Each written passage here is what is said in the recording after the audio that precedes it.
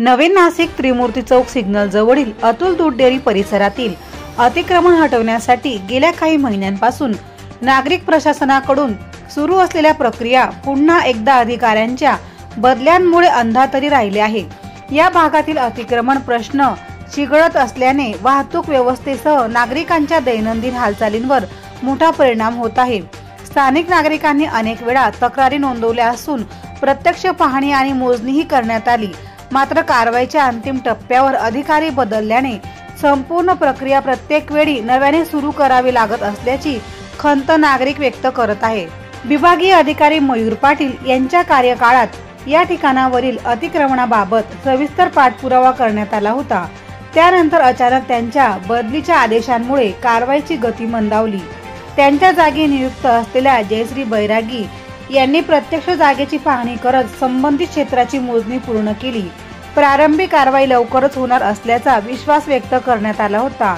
यानंतर प्रभाग रचना अधिकारी रत्न पारखी आणि ढोमसे यांनीही त्या ठिकाणी भेट देत दुकान मालकांना नोटीस देऊन अतिक्रमण काढण्याचे निर्देश दिले होते।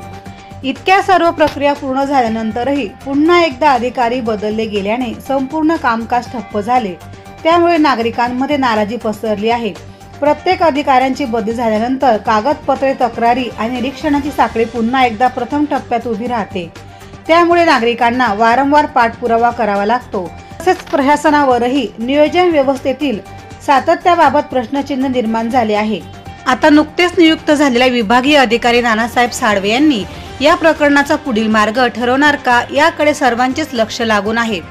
या भागातील वाहतूक कोंडी, दुकानदारांनी पसरवलेले अतिक्रमण आणि पदचारी मार्ग अडवले गेल्यामुळे नागरिकांना नाहक त्रास सहन करावा लागत आहे। हा प्रश्न दीर्घकाळ प्रलंबित असून कारवाई करण्याची प्रक्रिया प्रत्येक वेळी अर्धवट राहिल्याने प्रशासनाच्या कार्यपद्धतीवरही प्रश्न निर्माण झाले आहेत। नागरिकांचे म्हणणे आहे की कोणताही अधिकारी आरोपी नसून प्रणालीतील सातत्याचा अभाव हाच मुख्य प्रश्न आहे।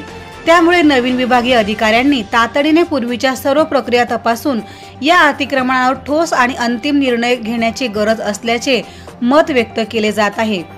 आता साळवे हे या ठिकाणांच्या अतिक्रमणाविरुद्ध कारवाई करतात का हे पाहण्यासाठी नागरिक उत्सुक आहेत। प्रतिनिधी राजेंद्र सूर्यवंशी यांच्या रिपोर्टनुसार।